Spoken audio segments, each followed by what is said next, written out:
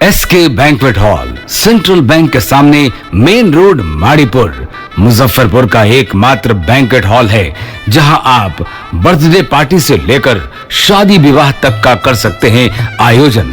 2500 square feet का 3 बड़ा hall. SK banquet hall में seminar, wedding ceremony, kitty party या बर्थडे पार्टी के साथ अन्य आयोजन को किया जा सकता है। 24 घंटे बिजली पानी के अलावे पार्किंग और लिफ्ट की सुविधा है उपलब्ध। फुल्ली एयर कंडीशन इस बैंक्वेट हॉल में 1, 2 नहीं 18 बाथरूम और कई कमरे हैं उपलब्ध। बेहतरीन लाइट से सुसज्जित एसके बैंक्वेट हॉल बुक करने के लिए आज ही संपर्क करें 7005576759 82599547 इस न्यूज के प्रायोजक हैं मां Bhavani decor private limited, 0 mile, Dadar road, Khudiram Bose college के निकट, मुजफ्फरपुर।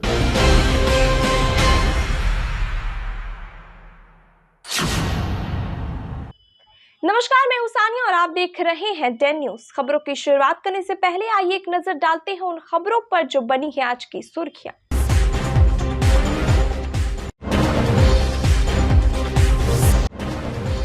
उग्र हुए आंदोलनकारी, अग्निपथ स्कीम के खिलाफ कई राज्यों में शुरू हुआ विरोध प्रदर्शन, सरकारी संपत्ति को बना रहे हैं निशाना।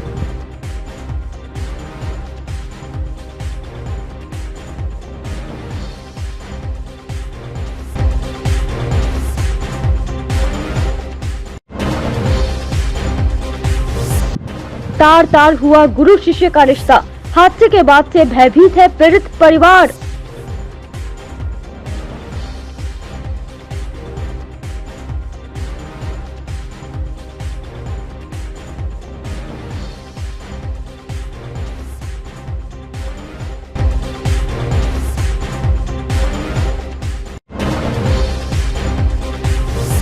और मुजफ्फरपुर पहुंचे प्रशांत किशोर, कहा सत्ता नहीं व्यवस्था में बदलाव लाने की है जरूरत।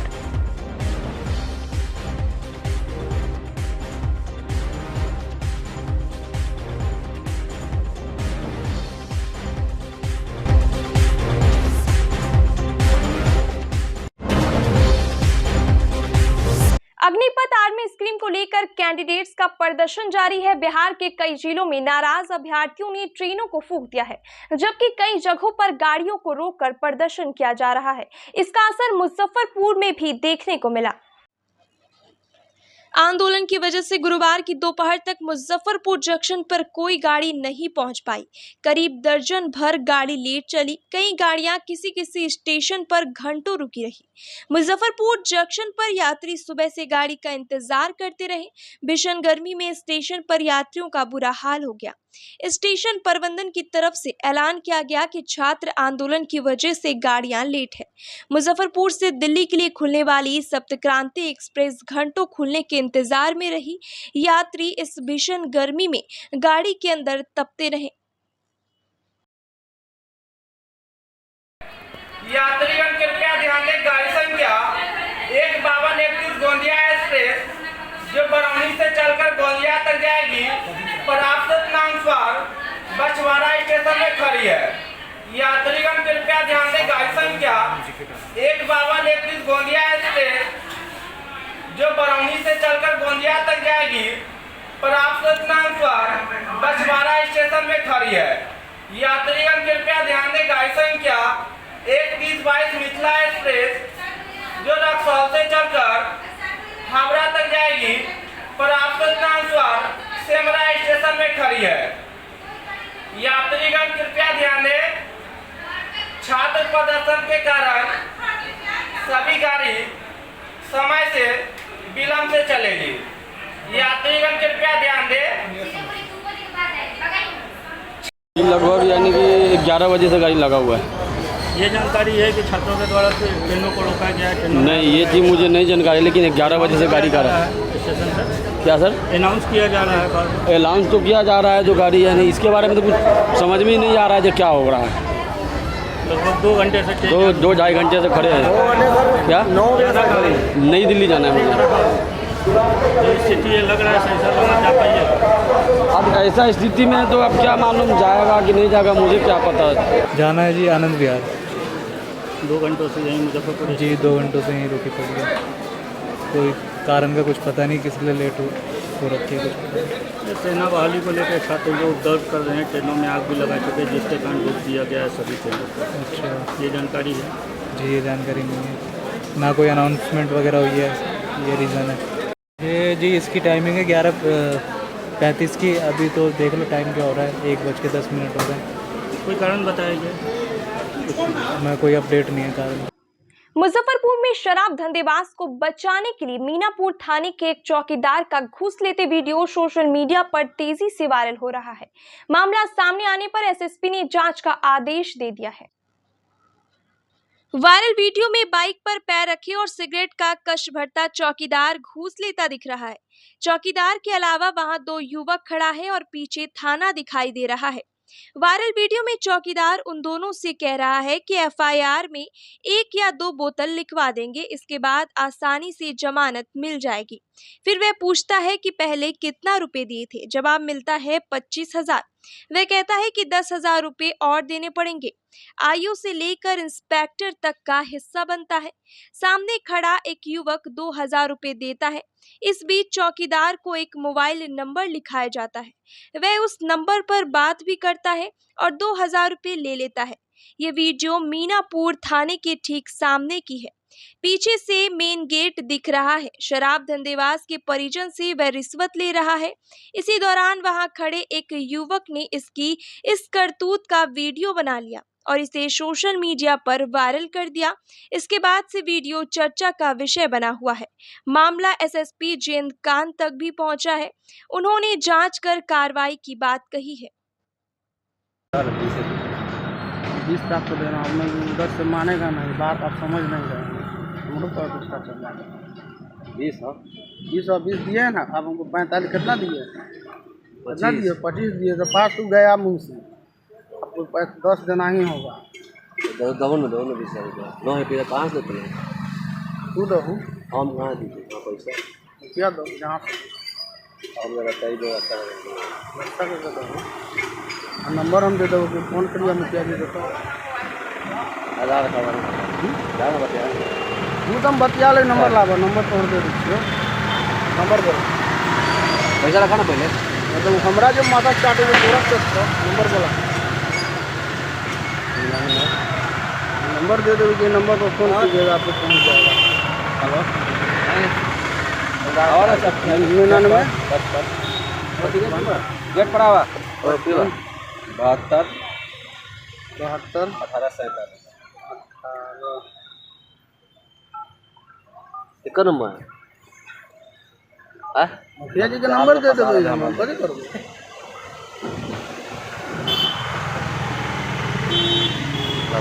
देखी ना भैया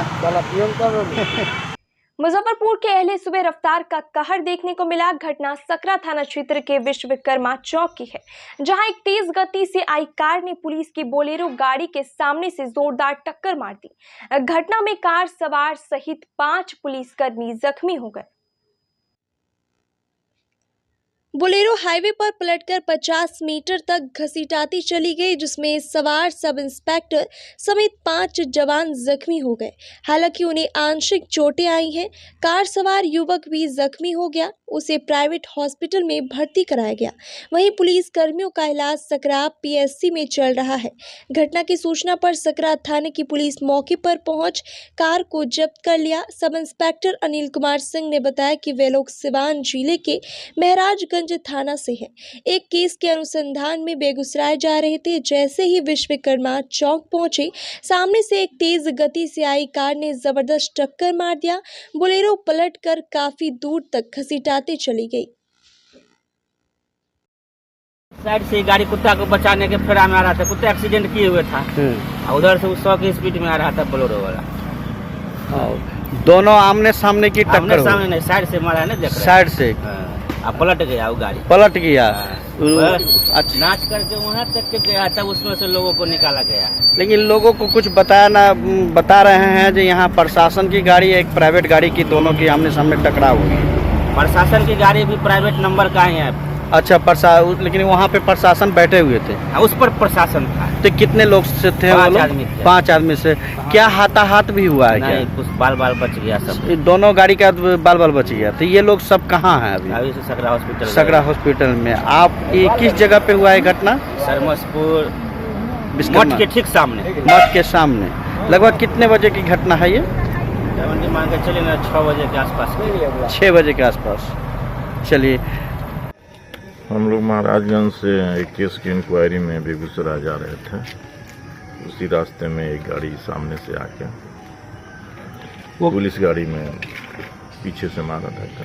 अच्छा, कितने लोग आप लोग थे? हम लोग 3 थे, एक पदाधिकारी 3 सिपाही थे। जिसमें किसी को हताहत तो नहीं, वैसा घटना नहीं हुआ, लेकिन आंतरिक चोटें सबको आई है। ये जो गाड़ी आ रही थी सर, किधर से आप जा रहे थे और उधर से किधर से आ रहे थे? हम लोग मुजफ्फरपुर से मुजफ्फरपुर से आ रहे थे। वो बेगूसराय की तरफ जा रहे थे। और वो उधर से मतलब समस्तीपुर की ओर से मुजफ्फरपुर आ रही थी। मानसून की शुरुआत में ही बागमती नदी के जलस्तर में 4 फीट की वृद्धि से कटरा और ओराई इलाके में बाढ़ ने दस्तक दे दी है। लखनदेई नदी के जलस्तर में भी अप्रत्याशित वृद्धि जारी है। कटरा के बकुची में पीपा पुल का दोनों अप्रोच पथ पहली बारिश में ही बुधवार की शाम ध्वस्त हो गया। वहीं अतरार घाट पर चचरी पुल बह गया। सर में लगातार वृद्धि जारी है, 4 फीट तक वृद्धि हुई है, उसको लेकर क्या कुछ तैयारी? उसमें ऑलरेडी अंचलाधिकारी के द्वारा जो भी आंकड़ा में बिंदु है उस सब का हम लोग पहचान कर लिए हैं, ऊंचे संरक्षण स्थल का भी पहचान कर लिए हैं और वैकल्पिक व्यवस्था के तौर पर हम लोग नाव भी चिन्हित किया हुआ है। निजी नाव से एग्रीमेंट भी कराया हुआ होगा, तो अगर जहाँ नाव की आवश्यकता होगी हम लोग नाव को भी हम लोग प्रोवाइड कराएंगे। और जो चचरी जो टूटा हुआ है उसका विकल्प के लिए हम लोग RCD को भी लिख रहे हैं और कल हम लोग के द्वारा वहाँ विजिट भी किया जाएगा। जो भी सुविधा होगी उसको हम लोग प्रयास करेंगे उसको बहाल करने के लिए। SDF को डिप्लॉय किया गया वहाँ? SDRF टीम ऑलरेडी जिला में आ गई है, तो अगर आवश्यकता होगा तो उसको भी हम लोग वहाँ पे तैनाती करेंगे। कुछ निचले इलाकों में भी सर पानी प्रवेश करेगा? तो हाँ, निचले इलाका जहाँ डाउन लैंड है वहाँ तो थोड़ा सा ऑटोमेटिक है कि वाटर लॉजिंग होगा, लेकिन उसके बाद भी जो ऊँचे संरक्षण स्थल हैं वो ऑलरेडी चिन्हित हैं। अगर आवश्यकता होगी तो ऊँचे संरक्षण स्थल का भी हम लोग यूज करेंगे। गुरुवार को बे पाठशाला के जरिए त्रिस्तरीय पंचायत प्रतिनिधियों को प्रशिक्षित किया गया। मुख्यमंत्री नीतीश कुमार ने वीडियो कॉन्फ्रेंसिंग के माध्यम से पंचायत के प्रतिनिधियों को उनकी जिम्मेवारी, अधिकार और कर्तव्य की जानकारी दी। पंचायत प्रतिनिधियों को विकास योजनाओं का खाका तैयार करने की जानकारी भी दी गई। नवनिर्वाचित त्रिस्तरीय पंचायती राज संस्थाओं के जनप्रतिनिधियों के उन्मुखीकरण सह प्रशिक्षण कार्यक्रम की मुजफ्फरपुर में शुरुआत जिलाधिकारी प्रणव कुमार ने सवाहर नाले सभागार में किया। सचिवालय सभागार पटना में आयोजित कार्यक्रम का सीधा प्रसारण NIC के द्वारा किया गया, जिससे सभी पंचायत प्रतिनिधि ऑनलाइन जुड़े रहे। DDC आशुतोष द्विवेदी ने कहा कि बिहार में त्रिस्तरीय पंचायत चुनाव में निर्वाचित जनप्रतिनिधियों को उनके अधिकार से रूबरू कराने के लिए उन्मुखीकरण कार्यशाला की आज से विधिवत शुरुआत की गई। मुख्यमंत्री नीतीश कुमार ने खुद इसकी शुरुआत ऑनलाइन की है।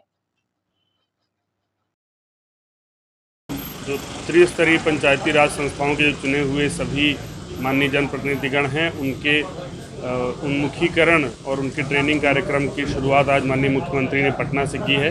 उसमें सभी हमारे जो जनप्रतिनिधिगण हैं यहाँ पर जिला परिषद के सदस्य इत्यादि थे, पंचायतों में पंचायत समिति सदस्य और सभी ब्लॉक्स में भी पंचायत समिति सदस्य वहाँ पर थे और इस कार्यक्रम के साथ ही ट्रेनिंग प्रोग्राम की शुरुआत हो चुकी है और माननीय मुख्यमंत्री के दिशा निर्देश के अनुसार सभी माननीय जनप्रतिनिधिगण जो 3 टायर पंचायती राज सिस्टम के हैं उनको विधिवत ट्रेनिंग दी जाएगी ताकि वो सभी लोग उनके जो दायित्व हैं उनके प्रति सजग हो जाएं, उनके कर्तव्य उनके अधिकारों के प्रति सजग हो जाएं और भली भांति अपने कर्तव्यों का निर्वहन कर सकें।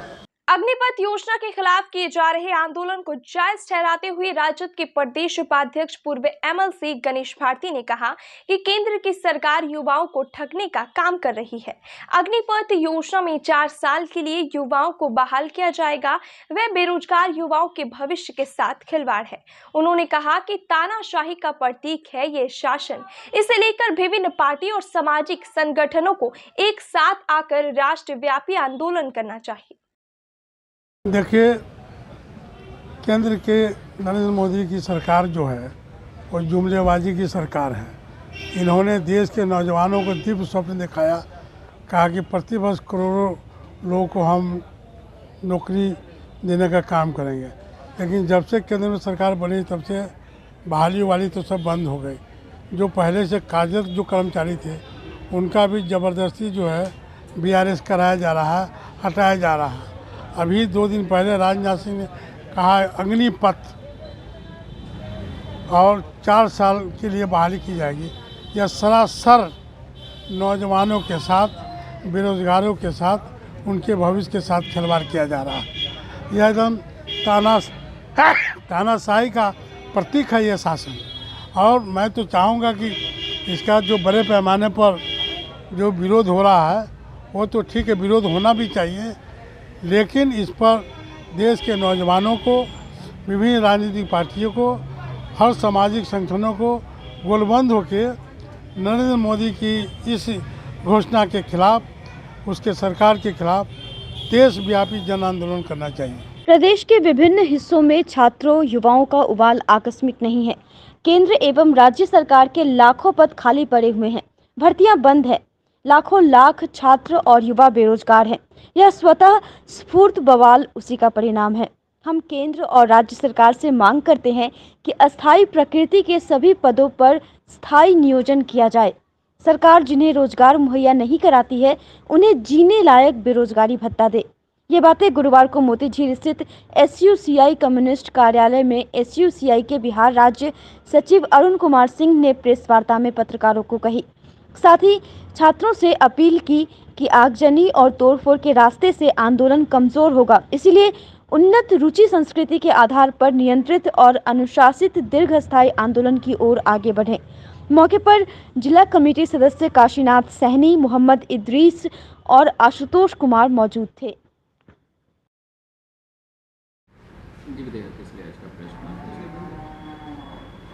हम आप लोगों के माध्यम से आम छात्र नौजवान सरकार की जो घोषणा की गई, सेना में भर्ती के मामले में जो घोषणा हुई है और उसके बाद छात्र और युवक में जिस तरह का उबाल पैदा हुआ है, ये कोई घटना एक्सीडेंटल नहीं है। ये वर्षों से लाखों पद केंद्र सरकार और राज्य सरकार के खाली पड़े हुए हैं, भर्तियां नहीं हो रही हैं, छात्र और युवक बेरोजगार हैं, लाखों लाख की संख्या में बेरोजगार हैं, उन्हें रोजगार नहीं मिल रहा है। उनके अंदर ये प्रतिक्रिया स्वरूप ये घटनाएं हो रही हैं। हम निश्चित रूप से इसमें जो आगजनी और तोड़फोड़ हो रही है, हम इसका समर्थन नहीं करते हैं। ये इससे आंदोलन कमज़ोर होगा। आंदोलन को और ताकतवर करने के लिए ज़रूरत है कि नियंत्रित उच्च रुचि, बोध, रुचि और संस्कृति के आधार पर सुसंगठित, नियंत्रित और दीर्घस्थायी आंदोलन खड़ा किया जाए पूरे, और अस्थायी पदों पर अस्थायी रोजगार की गारंटी केंद्र और राज्य सरकार करे। इसके लिए ताकतवर आंदोलन का निर्माण किया जाए। इस दिशा में छात्र और युवक आगे बढ़ें। हम ये छात्र और युवकों से ये अपील करते हैं।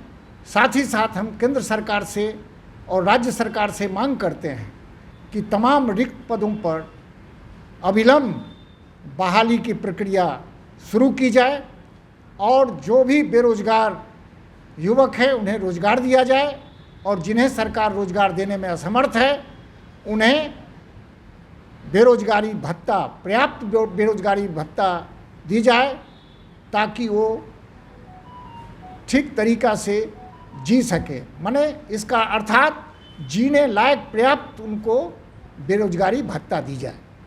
भारतीय परंपरा में स्कूल को मंदिर का स्थान दिया गया है, वहीं शिक्षकों को भगवान से भी बढ़कर माना जाता है। गुरु और शिष्य का रिश्ता दुनिया के सबसे पवित्र रिश्तों में से एक है, लेकिन आज के कलुषित परिवेश में आए दिन गुरु शिष्य का रिश्ता तार तार हो रहा है। ऐसा ही एक मामला मुजफ्फरपुर में आया है, जहां सकरा थाना इलाके के गांव की रहने वाली 8वीं क्लास की नाबालिग छात्रा के साथ उसी के स्कूल के शिक्षक ने दुष्कर्म जैसा घिनौना काम कर डाला।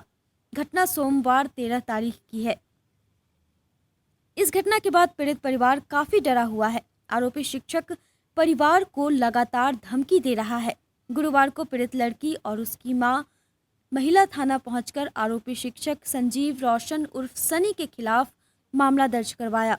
लड़की की मां ने बताया कि गांव के ही एक सरकारी स्कूल में उसकी बेटी पढ़ती है। उसी स्कूल में मां भी रसोइया है। 13 तारीख की शाम शिक्षक ने छात्रा को स्कूटी सिखाने के बहाने घर से दूर ले जाकर हवस का शिकार बना लिया। लड़की ने घर आकर आप बीती अपनी मां को बताई। फिलहाल महिला थाने की पुलिस पूरे मामले की जांच में जुट गई है। पुलिस का कहना है कि आरोपी शिक्षक जल्द ही पुलिस की गिरफ्त में होगा।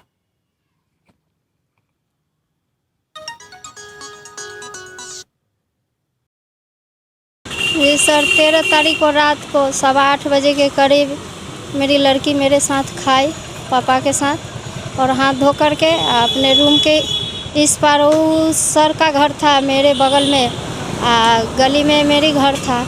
ऐसे जिसकी तरफ से उसकी बेटी से बात कर रही थी, 3 साल की बेटी है, उससे बात कर रही थी मेरी बेटी। वो अपने रूम के अंदर से बोले कि चल अलका हम स्कूटी सिखा दे छियो। कौन बोला? सन्नी बोला। अच्छा। सुने, उसका असली नाम है संजीव वर्मा। हम लोग सन्नी से जानते हैं। सुने, वो ले गए, हम तो पीछे वाला रूम में थे, वो आगे वाला बरंडा में थी। हमको बताई नहीं। और सब दिन से हम छोटा देवर समझते थे। ये भैया भैया ये लोग बोलती थी, पूरा स्कूल के बच्चा सब भैया भैया पुकारती। पढ़ाता भी था इसको? पढ़ाता नहीं, स्कूल में पढ़ाते थे। स्कूल का टीचर है? हाँ, स्कूल का सरकार उत्क्रमित मध्य विद्यालय दरधा स्कूल की टीचर है। अच्छा। फिर उसके बाद स्कूटी सिखाने के बहाने 10 किलोमीटर दूर ले गए हम लोग को, बेटी के हमको। अच्छा। हमको कुछ पता नहीं था। उसके बाद 10 मिनट के दौरान हम ना बाहर से फ़ोन आ गया कि मेरी बेटी, बड़ी वाली बेटी की मोबाइल पर फ़ोन आ गया कि आपकी बेटी कहाँ है। हम कहे जस्ट मेरे पति के साथ मेरे साथ खाना खाई है, हाथ धो करके तुरंत दरवाजे के तरफ निकली है। हम जब तक चूल्हा उल्हा निपने लगे, लेवा लगाने लगे कि मॉडलिंग स्कूल है, सुबह पर उठना पड़ता है, तो रात में हम सब काम इतने ही देर में अपने बरामदा में दूरा पर निकली। और किधर गई तो सन्नी वर्मा के हम वाइफ से पूछे कि अलका है क्या, तो बोले नहीं है। उतने दौरान में मेरी बेटी का कॉल आ गया कहीं से, और इसके बारे में कॉल आ गया अलका के बारे में कि आपकी बेटी कहाँ है। हम कहें कि मेरी बेटी तुरंत खाना खाई है मेरे साथ, जस्ट खाना खाई है, और कहाँ गई से मालूम नहीं। हम दूरे पर अभी एगो डंडा लेके बैठे हुए हैं कि आएगी तो हम पीटेंगे उसको। इसी बीच में कॉल आया तो बात किए तो एक सर बोले कि से हम फलाने जगह 10 किलोमीटर से, यहाँ जगह के नाम, हाँ हम देदौल से बोल रहे हैं। सी आपकी बेटी इतना दूर देदौल में एक सुनसान जगह पर एक लड़के के साथ स्कूटी पे क्या कर रही है। यहाँ पर एक सुनसान गली है, वहाँ पे झुग्गी झोपड़ी है एक छोटा सा, वहाँ पे क्या कर रही है। हाँ, तो हम बोले कि ये तो हमको पता नहीं है कि उतना दूर कैसे चल गई। क्या बताई? बेटी हमको बताई कि सन्नी भैया हमको लेके आए हैं, यहाँ पर छोड़कर चले गए। गलत भी किया? हाँ, गलत भी किए हैं उसके साथ। बेटी बोली बात? हाँ, ये बात बोली है। वो आई वहाँ से, तो हम उनकर भाई आए स्कूटी लगा कर, उतने देर में सन्नी वर्मा आए और वो अपने रूम के अंदर घुस गए। हम कितनों कहें कि से पूछताछ करते रह गए, वो कुछ नहीं बताए। वो अपने भाई को रूम के अंदर जा कर के वो अपने भाई को फ़ोन कर दिए, सुमित वर्मा से बोले कि आप जाइए, उनको साथ मेरे छोटा लड़का को भेज दिए, हमको नहीं जाने दिए। और भी कोई था कि अकेले था सन्नी वर्मा? सन्नी वर्मा अकेले थे। अकेले गलत किया? अकेले किया है। हाँ, अकेले किया है। और उसके बाद तुरंत सैना मुखिया के पास फ़ोन आ गया। कब की घटना है? 13 तारीख के 8 साढ़े 8 बजे के करीब की घटना, रात की। आप क्या न्याय चाहती हैं? न्याय चाहते हैं कि मेरी बेटी का गया हुआ इज्जत वापसी आ जाएगा कि कोई मुआवजा देने से। हम इंसाफ चाहते हैं। उससे बड़े मेरा और 2 लड़की है, एक 20-21 साल की लड़की है, एक 18 साल की लड़की है। हम न्याय चाहते हैं कि मेरे साथ इंसाफी हुआ है कि हम देवर समझे, जिसको बेटा दाखिल समझे, वो मेरे साथ अन्याय किया। सुनो, आप लोग मुझे न्याय दिलाइए। हम गरीब महिला है, हम कुछ कभी पैसा के लेके 2 दिन से हम चुप बैठे हुए थे। वो हमको डरा धमका रहा था कि अभी तोरे छोटकी बेटी के साथ ऐसे कर लियो, दोनों बड़की बेटी के साथ तुम। हाँ, डरा भी रहा। हाँ। जिला विधिक सेवा प्राधिकार ने एक अनूठी पहल करते हुए गुरुवार को जिले की एक तेजाब पीड़िता के घर जाकर प्राधिकार के प्रभारी सचिव संदीप अग्निहोत्री ने 1 लाख का चेक प्रदान किया। आपको बता दें कि कुटनी थाना क्षेत्र में पिछले 26 मई को रात्रि में एक छात्रा पर एसिड अटैक किया गया था, जिसमें उसके शरीर का बायां हिस्सा जल गया है। इस मामले में जिला विधिक सेवा प्राधिकार मुजफ्फरपुर ने स्वतः संज्ञान लेकर 10 दिनों के भीतर आदेश निर्गत करने के बाद पीड़ित परिवार के घर जाकर बिहार पीड़ित प्रतिकर स्कीम के अंतर्गत 1 लाख का चेक प्रदान किया। यह जिला विधिक सेवा प्राधिकार मुजफ्फरपुर के द्वारा तेजाब मामले में अंतरिम प्रतिकर अंतर्गत कम अवधि में दिए जाने वाला यह पहला प्रकरण है। पीड़िता ने बताया कि 26 मई को तेजाब डालकर हमला किया गया था। उसके बाद जिला विधिक सेवा प्राधिकार मुजफ्फरपुर के द्वारा घर आकर 1 लाख का चेक प्रदान किया गया है, जो मुझे इलाज और पढ़ाई में काफी सहयोग प्रदान करेगा। 26 मई को हुआ था यह घटना, जो क्या हुआ था? 26 मई को घटना हुआ था, जो तेजाब डाल दिया गया था।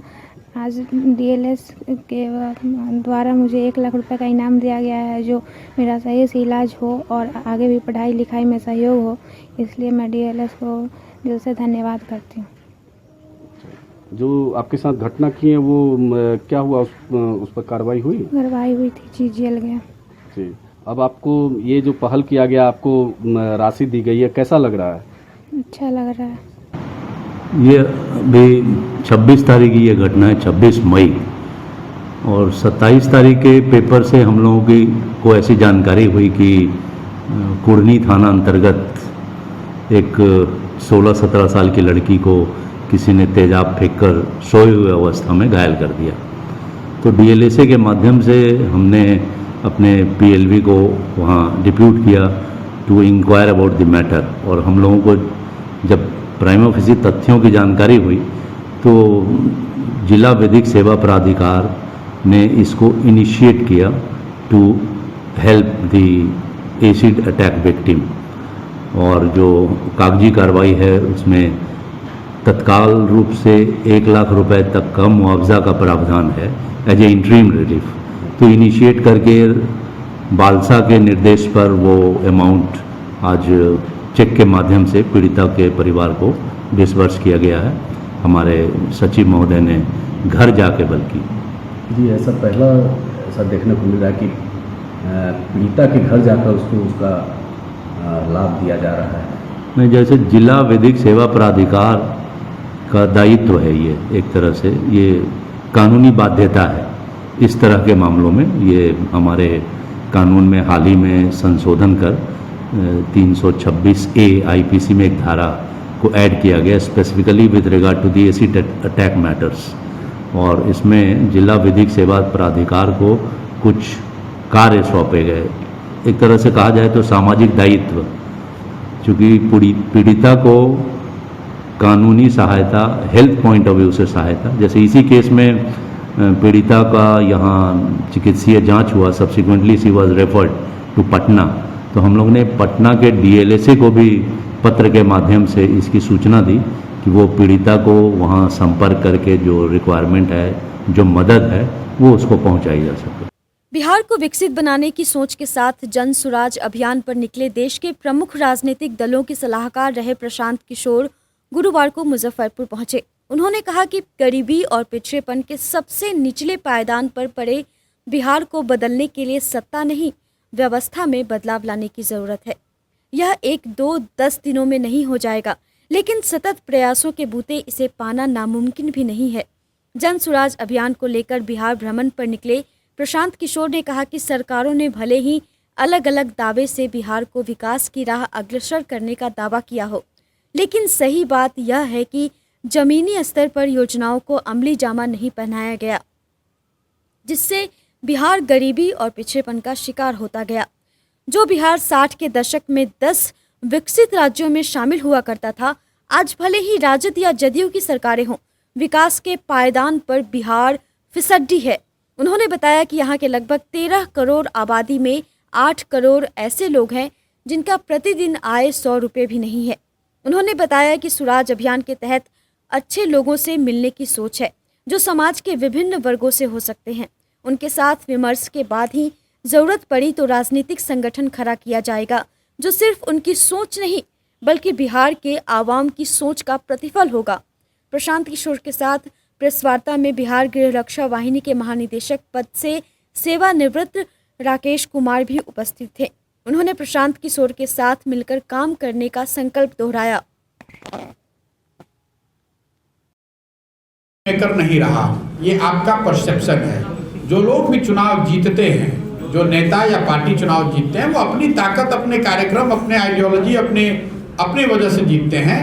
हमारे जैसे लोग उसमें कुछ मदद कर सकते हैं। तो नहीं, गाइडलाइन की बात नहीं है।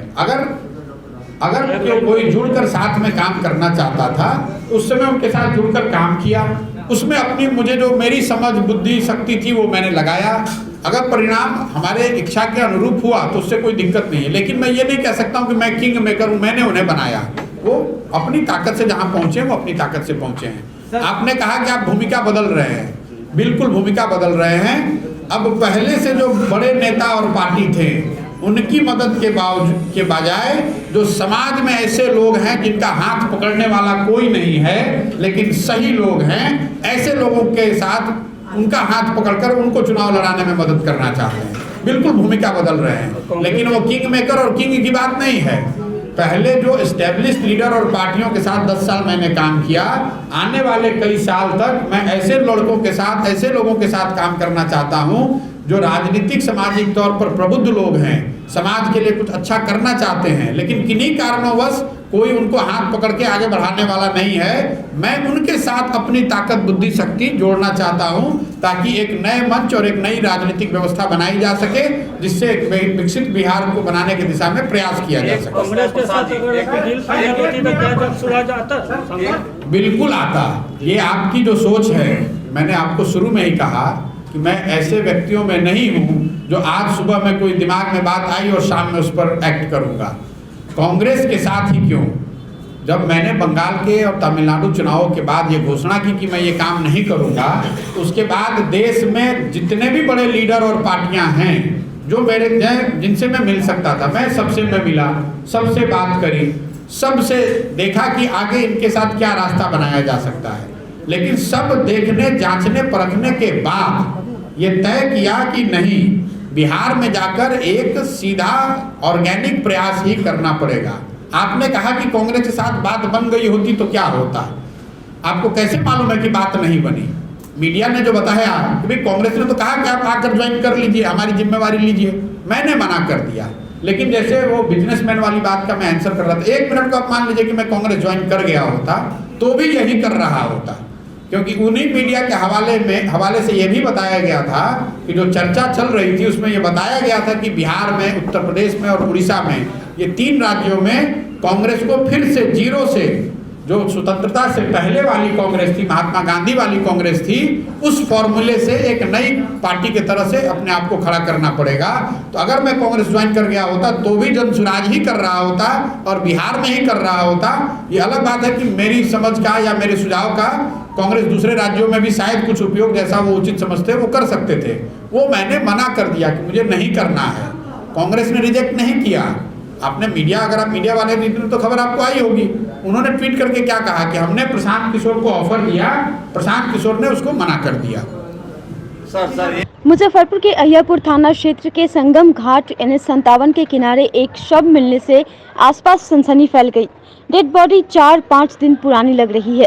स्थानीय लोगों की सूचना पर पहुंची अहियापुर पुलिस ने शव को अपने कब्जे में लेकर पोस्टमार्टम के लिए SKMCH भेज दिया है। मृत व्यक्ति की पहचान नहीं हो सकी है। उसके शरीर पर भगवा कलर का कुर्ता और लाल गमछा मिला है।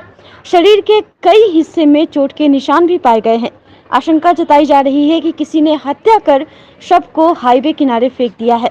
थानेदार विजय कुमार सिंह ने कहा कि शिनाख्त कराने के लिए सोशल मीडिया पर मृत व्यक्ति का फोटो लगाया गया है। पोस्टमार्टम रिपोर्ट आने के बाद ही मौत का असल कारण पता चल पाएगा। मित्र ने बताया था मुझे, सुबह में वॉकिंग कर रहे थे वो लोग, तो फ़ोन किए सुबह में हमको, तो हम फ़ोन रिसीव नहीं कर सके। हम जा रहे सुबह में उठे लेट से, तो अपना 11-11:30 में करीब अपना उनको फ़ोन किया मैंने। फ़ोन किया तो पता चला कि भाई एक बॉडी वहाँ पर फेंका हुआ है, अज्ञात बॉडी। हम मित्र को फ़ोन किए, एक मित्र हमारे हैं, वो सुबह वॉकिंग करते हैं इसी रोड में। हम लोग भी वॉकिंग करते हैं, लेकिन हम लोग आज सुबह में थे नहीं हम। तो उन्होंने बताया कि इससे मित्र हमका चलो दिखाओ पहले हमको, तो अपने फ़ोन इन्फॉर्म कर रही हैं। तो पहले आके मैं देखा यहाँ पर, देख करके मैंने अपना गुलसाद भाई को फ़ोन किया। गुलसाद भाई फ़ोन पिक नहीं किए, फिर अपना इंस्पेक्टर साहब फ़ोन किया, इंस्पेक्टर साहब फ़ोन पिक नहीं किया, फिर DSP साहब को फ़ोन किया, DSP साहब फ़ोन पिक किए, फिर उन्होंने बताया, इनको इन्फॉर्म किया, गुलसाद भाई को नहीं इन्फॉर्म किया इन लोगों को। पुलिस आई अभी यहाँ पे, वो बॉडी उठा के किस पोजीशन में किस पोजीशन में बॉडी क्या लग रहा है? बॉडी तो 3-4 दिन की बॉडी लग रहा है ये। क्या लग रहा है? हत्या करके फेंका हुआ लगता बॉडी है। नहीं पहचान नहीं पाई है। चेहरा छुपा हुआ है। सूचना देने के करीब अपने 11-11:30 में मैंने फ़ोन किया था। अभी पुलिस पहुंची यहाँ पे। अपना परिचय दीजिए। नौशाद हाशमी राजेंद्र नेता। क्राइम एक्टिविटी होता है क्या? क्राइम एक्टिविटी तो बराबर होता ही रहता है यहाँ पर। ये तो 4 लाइन है, तो बहुत हाई रोड है ये। अब किसी को नशा खिला के फेंक देना, किसी को मार के फेंक देना, ये तो बराबर होता ही रहता है यहाँ पर। हम लोग तो इन्फॉर्म करते ही रहते हैं बराबर। एक डिकम्पोज्ड बॉडी है, इसको पोस्टमार्टम के लिए भेजा जा रहा है। शरीर पर जो कपड़ा है सर किस कलर का है, क्या लगा है? शरीर पे कपड़ा जीर्ण शीर्ण हो गया है। बॉडी का ऊपरी परत जो स्किन है वो सब डिकम्पोज्ड की वजह से खत्म हो गया, पहचान नहीं हो पाई है। नुपुर शर्मा के विवादित बयान के बाद से लगातार विरोध प्रदर्शन जारी है। इसी बीच नुपुर शर्मा के समर्थन में भी लोग सड़क पर उतर गए हैं। गुरुवार को मुजफ्फरपुर में हिंदू संगठनों ने सिकंदरपुर स्टेडियम से पैदल मार्च निकाला, जो टावर पर जाकर समाप्त हुआ। मार्च में नुपुर शर्मा तुम संघर्ष करो हम तुम्हारे साथ है के नारे भी लगे। वहीं टावर पर सामूहिक हनुमान चालीसा का पाठ भी किया गया। चंद्रकिशोर पाराशर सहित मार्च में दर्जनों कार्यकर्ता शामिल थे। आज हम लोग नुपुर शर्मा के समर्थन में सिकंदरपुर स्टेडियम से सरैयागंज टावर तक हम लोग पैदल मार्च निकाल करके नुपुर शर्मा के समर्थन में हम लोग पैदल मार्च आज निकाले हैं। और हम लोग ये संदेश देना चाहते हैं कि हम हिंदू एक हैं। नुपुर शर्मा तुम संघर्ष करो, हम सभी हिंदू एक हैं। विभिन्न मांगों को लेकर शनिवार 18 जून को मुजफ्फरपुर ऑटो रिक्शा कर्मचारी संघ के सदस्य 3 घंटों के लिए अपनी गाड़ियों का परिचालन बंद रखेंगे। संघ के अध्यक्ष AR अनु ने कहा कि बरसों से उनकी मांग है कि शहर में ऑटो पड़ाव की व्यवस्था की जाए और पहले से जो ऑटो पड़ाव है उन्हें अतिक्रमण मुक्त कराया जाए, जो नहीं हो रहा है। उन्होंने कहा कि अवैध पार्किंग के नाम पर पुलिस ऑटो चालकों को तंग तबाह करती है। इसे लेकर 18 जून शनिवार को सभी ऑटो रिक्शा चालक अपनी अपनी ऑटो रिक्शा का परिचालन बंद कर इस 3 घंटे के हड़ताल में शामिल होंगे। हम लोगों की लंबित 6 सूत्री मांग है, जिस पर प्रशासन द्वारा कोई कार्रवाई नहीं किया। बार बार मांग पत्र देने के बाद भी उस पर कोई कार्रवाई नहीं हुई। हम लोग की गाड़ियों को बराबर पकड़ा जाता है, कहा जाता है कि यहाँ अवैध पार्किंग है, आपने गाड़ी को लगा रखा है। तो हम प्रशासन से ये मांग करते हैं कि जिस तरीके से वो नो पार्किंग का बोर्ड लगाते हैं, उसी तरीके से कम ये भी बोर्ड लगाए कि ऑटो ठहराव। ऑटो कहाँ ठहराव किया जाए जिसमें सवारी बैठ सके, जिससे हमारी गाड़ियों को पकड़कर जो नाजायज वसूली, नाजायज फाइन किया जा रहा है, इस पर रोक लग सके। टेम्पू चालकों की स्थिति काफ़ी दयनीय होती जा रही है, जिस कारण दिन भर वो कमाता है, शाम में प्रशासन के लोग, पुलिस के लोग उसे पकड़ के सारा पैसा ले लेते हैं। ये कह करके आपने गलत जगह पर गाड़ी खड़ा किया, गलत जगह पर ये है, तो कहीं बोर्ड ही नहीं है कहाँ रोकना है, ये नहीं रोकना है। सवारी तो कहता है हम जगह रोकिए। इसलिए हम प्रशासन से मांग करते हैं कि जगह जगह बोर्ड लगाए ऑटो ठहराव का, जिससे गाड़ी को भी मालूम, रोकने में आसानी हो और सवारी को भी मालूम हो। साथ ही हम लोग का जो स्टैंड है, जो अतिक्रमण है, उसको खाली कराए। स्टैंड में तार का या सोलिंग कराया जाए, तार से घेराबंदी कराया जाए कि जगह चिन्हित हो जाए, वहाँ पर गाड़ी लग सके। और उसमें जो आवश्यक सेवा है पूरा में पानी भरा हुआ है, जहाँ स्टैंड अलर्ट है वहाँ पानी भरा हुआ है। इस तरीके से हम प्रशासन से मांग करते हैं कि सभी चीज़ों पर ध्यान देते हुए हम लोग की मांगों पर कार्रवाई करें और प्रदर्शन के माध्यम से हम लोग जिला समाहर्ता के पास 3 घंटे का उस दिन हमारा गाड़ियों का परिचालन बंद रहेगा। 12 बजे दिन से लेकर 3 बजे तक गाड़ी बंद रख के हम लोग BM का प्रदर्शन करेंगे। हमारी मांगों पर अगर कार्रवाई नहीं हुई तो हम लोग आगे आंदोलन को और तेज करते हुए पूरे दिनों के लिए गाड़ियों को परिचालन बंद करें। आज की खबरों में बस इतना ही। कल फिर मिलेंगे कुछ नई खबरों के साथ। तब तक के लिए डैन न्यूज परिवार को दीजिए इजाजत। नमस्कार।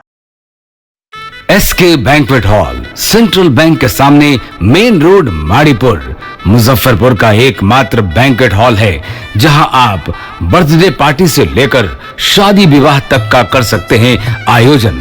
2500 स्क्वायर फीट का 3 बड़ा हॉल। SK बैंक्वेट हॉल में seminar, wedding ceremony, kitty party या बर्थडे पार्टी के साथ अन्य आयोजन को किया जा सकता है। 24 घंटे बिजली पानी के अलावे पार्किंग और लिफ्ट की सुविधा है उपलब्ध। फुल्ली एयर कंडीशन इस बैंक्वेट हॉल में 1, 2 नहीं 18 बाथरूम और कई कमरे हैं उपलब्ध। बेहतरीन लाइट से सुसज्जित SK बैंक्वेट हॉल बुक करने के लिए आज ही संपर्क करें 7005576759 8259954791। Basement parking, first floor hall, second floor hall, third floor room, fourth floor hall. Area wise एक फ्लोर का एरिया 2500 स्क्वायर फीट है फर्स्ट फ्लोर का। सेकेंड फ्लोर का भी सेम है, थर्ड फ्लोर का भी सेम है, फोर्थ फ्लोर का भी सेम है। इस मैरिज के लिए सबसे अच्छा है क्योंकि बड़ा एरिया आप चाहे तो 1000 आदमी का भी पार्टी इसमें कर सकते हैं, 500 का भी कर सकते हैं, 200-100 का भी करना हो, कोई बर्थडे करना हो, कोई भी पार्टी करना हो तो आप इसमें आराम से कर सकते हैं क्योंकि 3 हॉल है एक साथ में, तो आप बड़ा से बड़ा भी पार्टी इसमें कर सकते हैं।